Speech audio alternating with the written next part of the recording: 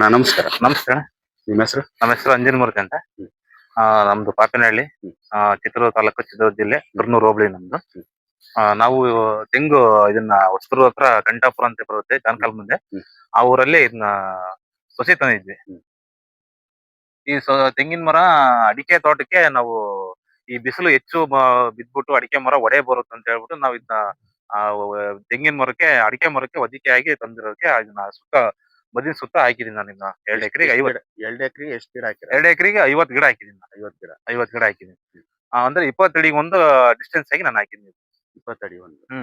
ಮತ್ತೆ ಇದು ಒಂಬಳೆ 3 ವರ್ಷಕ್ಕೆ ಒಂಬಳೆ ಹೊಡೆದೈತಿ. 3 ವರ್ಷಕ್ಕೆ. 3 ವರ್ಷಕ್ಕೆ ಒಂಬಳೆ. ಮತ್ತೆ ಇದು ನಾಟಿ ಗಿಡ ಇದು. ನಾಟಿ ಗಿಡನೇ 3 ವರ್ಷಕ್ಕೆ ಒಂಬಳೆ ಹೊಡೆದೈತಿ ಇದು. ಮತ್ತೆ ಯಾಕಂದ್ರೆ ನಮ್ದು ಜರುಗು ಭೂಮಿ ಆಗಿರ್ತದೆ, ಹೆಚ್ಚು ಫಲವತ್ತತೆ ಇರೋದಕ್ಕೆ ಅಡಿಕೆ ತೆಂಗಿನ ಮರ ಒಂಬಳೆ ಹೆಚ್ಚು ಹೊಡೆದೈತಿ. ತೆಂಗಿನಕಾಯಿನೂ ಬಿಟ್ಟಿದ್ದಾರೆ. ಎಳ್ಳೀರು ಬಿಟ್ಟಿದೆ. ತೆಂಗಿನಕಾಯಿನ ಕಾಯಿ ಆಗಿಲ್ಲ, ಎಳ್ಳೀರು ಬಿಟ್ಟತೆ. ಆಲ್ರೆಡಿ ಒಂದ್ 2 ಗೊನೆ ಆಗೈತಿ ಗಿಡ, ಕಟ್ ಮಾಡಿ ಹೇಳಿದೀನಿ ನಾವು. ಎಷ್ಟು ಗಿಡ ಅಂದ್ರಣ್ಣ ಇದು? ಇದು 50 ಗಿಡ ಐತಿ. 2 ಎಕರೆಗೆ 50 ಗಿಡ ಸುತ್ತ ಹಾಕಿದ್ವಿ 4 ದಿಕ್ಕೂ ಹಾಕಿದ್ವಿ.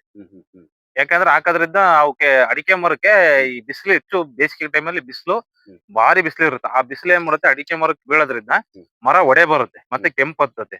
ಅದಕ್ಕೆ ಅದೇನು ಆಗ್ಬಾರ್ದು ಅಂತ ಹೇಳ್ಬಿಟ್ಟು ನಾವು ಗರಿ ಕಟ್ಬೇಕಾಗತ್ತೆ, ಮತ್ತೆ ಇಲ್ಲ ಗ್ರೀನ್ ಮೆಸ್ ಕಟ್ಬೇಕಾಗತ್ತೆ. ಅದೇನು ಮಾಡೋದು ಬೇಡ ಅಂತ ಹೇಳ್ಬಿಟ್ಟು ಅದಕ್ಕೆ ನಾವು ತೆಂಗಿನ ಮರ ಹಾಕಿದ್ವಿ. ಅಣ್ಣ ಇವಾಗ ಈ ಅಡಿಕೆ ಗಿಡ ಸೆಂಟ್ರಲ್ ಹಾಕ್ತಾರಲ್ಲ, ಅದು ಹೆಂಗ್? ಅಡಿಕೆ ಮರದ ಸೆಂಟ್ರಲ್ ಹಾಕ್ಬಾರ್ದು. ಯಾಕಂದ್ರೆ ಅಡಿಕೆ ಮರದ ಸೆಂಟ್ರಲ್ ಹಾಕಿದ್ರೆ ಅಡಿಕೆ ಮರಕ್ಕೆ ನೆಳ್ಳಾಗ್ಬಿಟ್ಟು ಅಡಿಕೆ ಮರ ಫಸ್ಟ್ ಬಿಡೋದು ಕಡಿಮೆ ಆಗ್ಬಿಡುತ್ತೆ. ಯಾಕಂದ್ರೆ ನೆಳ್ಳಾಗ್ಬಿಡುತ್ತಲ್ಲ, ಅದಕ್ಕೆ ಬಿಸಿಲು ಬೀಳೋದಿಲ್ಲ. ಅಡಿಕೆ ಮರಕ್ಕೆ ಬಿಸಿಲು ನೆರಳು ಸಮ ಪ್ರಮಾಣದಲ್ಲಿ ಬಿದ್ರೆ ಮಾತ್ರ ಅಡಿಕೆ ಚೆನ್ನಾಗಿ ಗ್ರೋತ್ ಆಗಿ ಬರುತ್ತೆ. ಮತ್ತೆ ಇದು ಏನು ಎಲ್ಲಿ ನೆಳ್ಳಾಗಾದ್ರೆ ಬಿಸಿಲಾಗಾದ್ರೆ ಬಂದ್ಬಿಡುತ್ತೆ. ಯಾಕಂದ್ರೆ ಇದನ್ನ ಅಡಿಕೆ ಮರನ್ನ ಸ್ಟಾಪ್ ಮಾಡಿಬಿಡುತ್ತೆ ತೆಂಗಿನ ಮರ. ಅಣ್ಣ ಬದಿನ ಹತ್ತ ಇರ್ಬೇಕು. ಬದಿನ ಹತ್ತ ಇರ್ಬೇಕು ಅಷ್ಟೇ, ಒಳಗಡೆ ಹಾಕ್ಬಾರ್ದು ಇದನ್ನ. ಮತ್ತೆ ತೆಂಗು ಹಾಕೋದ್ರಿಂದ ಉದಾಹರಣೆ ಈಗ ಅಡಿಕೆ ಮೇಲೆ ಎಲ್ಲ ಡಿಪೆಂಡ್ ಆಗಿದೆ. ಫುಲ್ ಎಲ್ಲ ಅಡಿಕೆ ಅಂತ ಡಿಪೆಂಡ್ ಆಗಿದೆ. ಈ ತೆಂಗು ಯಾಕೆ ಹಾಕಿದಂದ್ರೆ ಈಗ 50 ಮರ ಇದಾವೆ. ಏನಿಲ್ಲ ಅಂದ್ರೆ ಒಂದು 5,000 ಒಂದು 2,000 ಗಿಡ, 2,000 ಕಾಯಿ ಬರುತ್ತೆ ನನಗೆ. ಇವತ್ತು 40 ರೂಪಾಯಿ ಒಂದ್ ಕಾಯಿ ಐತೆ. ಹೌದೌದು. ಹಾಗಾಗಿ ಒಂದ್ಸಲ 3 ತಿಂಗಳಿಗೆ ಒಂದು ಕೊಯ್ಲು ಬರುತ್ತೆ ಇದು. ಹಂಗೆ 4 ಕೊಯ್ಲು ಬರುತ್ತೆ. 4 3 12, ಒಂದ್ ವರ್ಷಕ್ಕೆ 4 ಕೊಯ್ಲು ಬರುತ್ತೆ. ಒಂದ್ 50 ಮರಕ್ಕೇನೆ ನಾವು ಒಂದು 2 ಲಕ್ಷ ರೂಪಾಯಿ ದುಡ್ಡು ಮಾಡ್ಬೋದು. ಅಣ್ಣ ನೀವು ಹೊಸದು ತಂದ್ರಲ್ಲಿ ಸಸಿ ಏನ್ ರೇಟ್? ಸಸಿ 100 ರೂಪಾಯಿ ಒಂದ್ ಹಾಕಿದ್ವಿ. 100 ರೂಪಾಯಿ ಒಂದ್ ಸಸಿ ಹಾಕಿದ್ವಿ. ಮತ್ತೆ ಆಮೇಲೆ ಇದನ್ನ ನಾವು ಈಗ ನನಗೆ ಅನುಭವ ಆಗಿರೋ ಪ್ರಕಾರ ಈ ತೆಂಗಿನ ಗೋಟೆ ತಗೊಂಬಂದು ನಾವೇ ಭೂಮಿ ಒಳಗೆ ಆರೋಯ್ಕೊಂಡು ಇದು ನಮ್ಮ ಮುಂಗಾರಿ ಟೈಮಲ್ಲಿ ಅದು ಗುಡಿಗೆ ಮೊಳಕೆ ಬರುತ್ತೆ. ಅವಾಗಲೇ ನಾವೇ ಮಾಡ್ಕೊಂಬೋದು. ನಾನ್ 40 ರೂಪಾಯಿ ಕೊಟ್ರೆ ಇದನ್ನ ಸಿಕ್ಬಿಡುತ್ತೆ, ತೆಂಗಿನ ಗೋಟ್ ಸಿಕ್ಬಿಡುತ್ತೆ. ಹೊಸದ್ರ ಹತ್ರ ಹೋಗಿ ತಗೊಂಬಂದು ಹಾಕ್ಬೋದು. ಅಣ್ಣ ಅದು ಹಾಕಿ ಎಷ್ಟು ವರ್ಷಕ್ಕೆ 3 ವರ್ಷಕ್ಕೆ ಹೊಡೆದತ್. ನಮ್ ಜಮೀನಲ್ಲಿ ಇದೇ ಮರನೇ ನಾಟಿ, ಇದು ಹೈಬ್ರಿಡ್ ಏನಲ್ಲ.